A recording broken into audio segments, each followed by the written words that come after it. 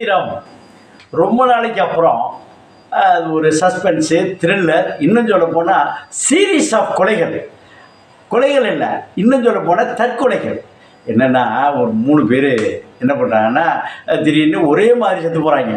வீட்டில் குத்திக்கிட்டு செத்து போயிடறான், பார்க்கில் குத்திட்டு செத்து போயிடறான், அடுப்பாங்கல்ல குத்திக்கிட்டு செத்து போயிடறான். குத்தி கிழித்து அதுக்கு சாகிறப்ப என்ன செய்கிறாங்கன்னா, அப்படியே அந்த அந்த இரத்த நாளங்கள்லாம் சீக்கிரம் செத்து போட்டு தப்பிக்கவே கூடாது என்று தற்கொலை செய்து கொள்கிறார்கள்.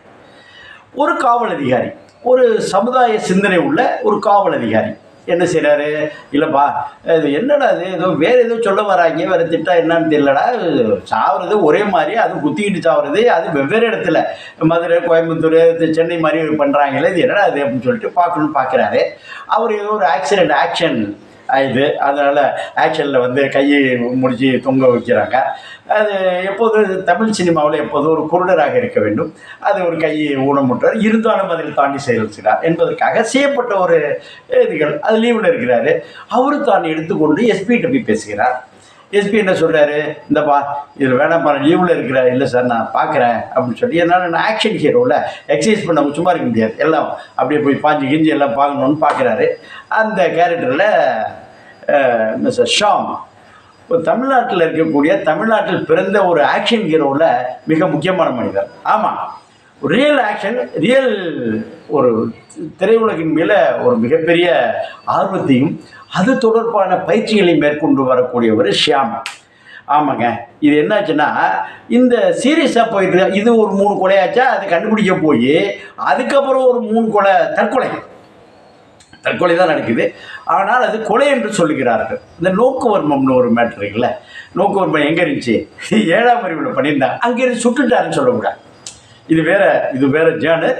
இது பார்த்த போதிலே இது வந்து சஸ்பென்ஸ் என்பதை விட த்ரில்லர் உடனே தெரியுது. ஓப்பனிங்கில் பண்ணும் பொழுதே தெரியறதுனால போய் பார்க்கலாம். அப்போ வந்து என்னடா இதுன்னு பார்த்தாக்கா, இத்தனை பேர், இன்னொரு 3 பேர் செத்து போயிட்டு இருக்காங்க.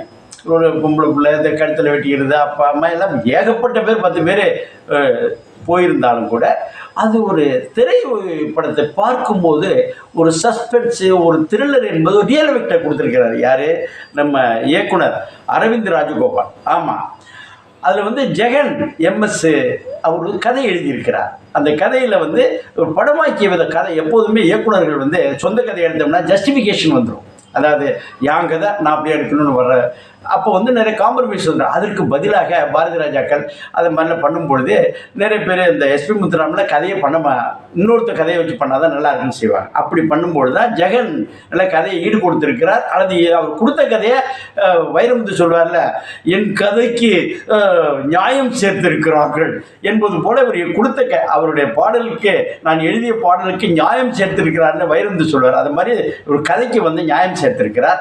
அந்த நியாயத்தை இயக்குனர் சரியான தேர்வாக அந்த ஷியாம, அவருடைய பாடி ஸ்ட்ரக்சரு, அந்த ஜிம் பாடி, அந்த உட பாவனையெல்லாம் அடிப்படையிலே ஒரு நல்ல ஒரு ஸ்டைலிஷ் ஹீரோ. ஓப்பனிங்கே நல்லா பெரிய ஸ்னேகா அதை மாதிரி உள்ளவங்களை வச்சு பண்ணும்பொழுது ஆரம்பமே நல்லா வந்தவர். அதனால் இது கொடுப்பதற்கு அது சோர்வு தட்டாமல் திகட்டாமல் கொள்ளாமல். ரெண்டாவது, இது டிஓபி இருக்கிறார் பாருங்கள், டைரக்டர் ஆஃப் ஃபோட்டோகிராஃபி என்ன பண்ணிருக்காருன்னா, கொடைக்கானலில் அவ்வளோ பெரிய என்னென்ன நூக்கு, கார்னர், என்னென்ன வீடுகள், வீட்டோட அமைப்பு, மேலே கீழே அந்த உள்ளமைப்பு, இதெல்லாம் வந்து அள்ளி கொண்டு வருவதற்கு என்ன பண்ணிருக்கிறார் டிஓபி கல்யாண் சொல்கிற கங்காதரா சொல்லிவிட்டு அந்த நண்பர், அவர் வந்து நல்ல அழகாக அவரும் நியாயம் சேர்த்திருக்கிறார். அந்த திரைப்படத்திற்கு கொடுத்த காசுக்கு நியாயம் சேர்த்திருக்கிறார். அழகிற்கு ப்ரொடியூசர் வந்து இவ்வளோ பெரிய மேட்ரு பண்ணும்பொழுது தட சண்முகப்பாண்டி அவர் என்ன செய்கிறாருன்னா, இந்த கதை வந்து தேருமா தேராதா என்பதை பக்காவாக தேரும். இது என்னாச்சுன்னா எல்லா லாங்குவேஜிலும் கொண்டு போகலாம். எல்லா இந்தியாவில் உள்ள அத்தனை மொழிகளிலும் ராம்நாராயணன் சார் கொண்டு போகிற மாதிரி எத்தனை மொழிகளும் கொண்டு செல்லலாம். இது தவிர உலக மொழிகளுக்கும் கொண்டு செல்லலாம் என்பதற்காக வேண்டி தான் ஷாமை தேர்வு பண்ணியிருக்காங்க. ஷாம் வந்து உள்ளூர் மனிதர், நம்ம ஊர் மனிதரை மட்டும் இல்லாமல் அவர் நார்த் இந்தியனாகவும் நீங்கள் ஃபீல் பண்ண, நம்ம ஊர் தாங்க, அதை வந்து நார்த் இந்தியனாகவும் அவர் கொண்டு போகலாம். இங்கிலீஷ்காரனை கொண்டு போகிறதுனால அவருடைய நடை உடை பாவனைகள் தான் இருக்குது. அவர் வந்து ஒரு குழந்தை இல்லாத அப்பாவாக, குழந்தை பிறந்து இறந்த பிள்ளையின் அப்பாவாக அவர்களுக்கு ஒரு குழந்தை வேணும்ல, யாருடைய குழந்தை வருகிறது என்பது இன்னொரு முக்கியமாக. அவருக்கு உதவியாளராக ஒரு கான்ஸ்டபிள், அதை டிரைவிங் கம் கான்ஸ்டபிள் சொல்லிட்டு அவரை பண்ணியிருக்காங்க. அந்த கொடுக்கும் பொழுது அவர் வந்து உதவியாளராக ஒரு ஸ்டேஜில் என்னப்பா மேலதிகாரத்தை கண்ணாமன்னு திட்டான்னு வச்சுங்க, நானே லீவில் இருக்கேன், நான் போகிறதே பெரும் விஷயம் மாதிரி, என்னால் நீ பாதிச்சிடக்கூடாதுப்பா, அப்படி நீ போப்பா, நீ வேணப்பாண்ண சார்.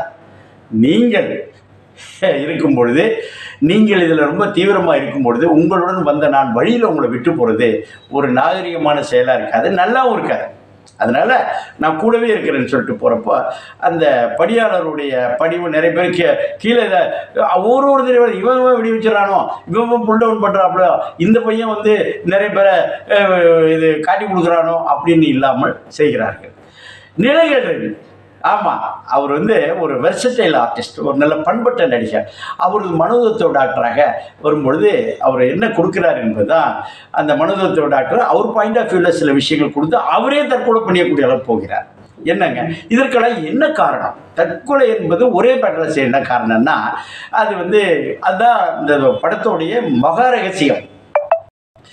அந்த ரகசியம் வந்து செஸ் வைத்து வந்து அதை என்ன பண்ணிருக்கா, நம்ம கொண்டு போகிறப்போ சமயத்தில் இந்த ஆன்லைன் சூதாட்டமோ என்னமோ நம்ம நினச்சிக்கிட்டு இருக்கிறப்போ இல்லை, அதுவல்ல, அதையும் தாண்டி செஸ்ஸை மையமாக வைத்து அந்த கொலைகள், அந்த தற்கொலைகள் அந்த மாதிரி வருது. அது மாதிரி பெற்றோர்கள் பிள்ளைகளிடம் பண்ணும் பொழுது கம்பேரிட்டிவ் கொடுக்குறோம் பாருங்க.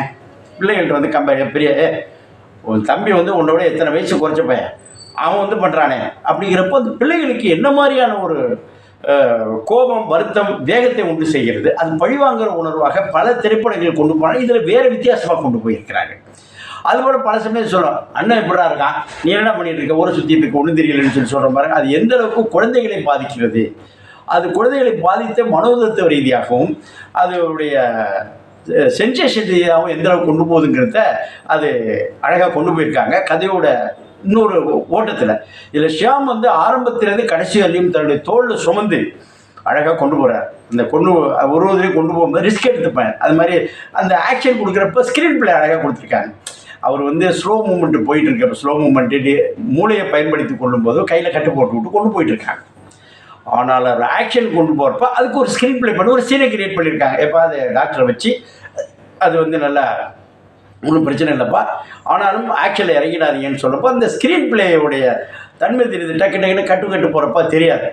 மொத்தத்தில் இளைஞர்கள் குறிப்பாக ரொம்ப ஆர்வம் உள்ள திரையுலகில் ஆர்வம் உள்ளவர்கள் மட்டும் இல்லாமல் ஒரு சஸ்பென்ஸ் த்ரில்லரை கொண்டு போகிறப்போ எந்த அளவுக்கு கொண்டு போகலாங்கிறத எல்லாருமே யாரும் எந்த குறையில்லாமல் தற்கொலை என்பதற்கு என்ன காரணம் என்பது ஒரு வருகிறது. அது இப்படி வன்மமாக குத்தி கொள்ளுவது என்பது வேறு விஷயம்.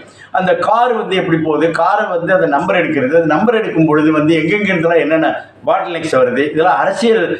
நம்ம ஊரில் பார்த்தோம்னா சீரியஸாக போயிட்டு இருப்போம், அரசியல்வாதி கூப்பிட்டு சொல்லுவார், ஒரு அமைச்சரோ சொல்லுவார், ஏவா சும்மா இருப்பா, ரொம்ப ஆடாத, ரொம்ப ஆடணும்னு வேறு ட்ரான்ஸ்ஃபர் பண்ணுவாங்க. அந்த பிரச்சனை இல்லாமல் எந்த இன்டர்ஃபியரன்ஸ் இல்லாமல் கொண்டு போய் சேர்த்துறேன். மொத்தத்தில் இந்த படத்தை யாராவது பார்க்கலாம். நண்பர்கள், நான் அடக்கமாக சொல்கிறதா, சினிமாவுக்கு போகிற நண்பர்கள் பார்க்கலாம். உறவினர்கள், இன்னும் சொல்ல போனால் பிள்ளைகளை பெற்றோர்கள், இளைஞர்கள் எல்லாருமே அதை பார்க்கலாம். பார்த்து அதுவும் ஷியாமோட நடிப்பு மட்டும் இல்லாமல் அவர் மேனரிசம், பாடி லாங்குவேஜ் வந்து ஒரு ஹீரோயிசம் கிடைக்குது. இதை எல்லோரும் பயன்படுத்தலாம். பாருங்கள், பார்த்துட்டு நல்ல நண்பர்களை எடுத்து சொல்ல, இது மாதிரி ஒரு படைப்புகள் நம்ம சொன்னோம்னா தான் நிறைய பேர் வருவாங்க. பார்க்குறீங்களா, நல்ல படம். பார்த்து விட்டால் பிடித்து விடும். பார்க்க பிடிக்கணும்னு நினைக்க வேண்டிய அவசியம் இல்லை, பார்த்தாலே பிடிக்கும். பார்க்க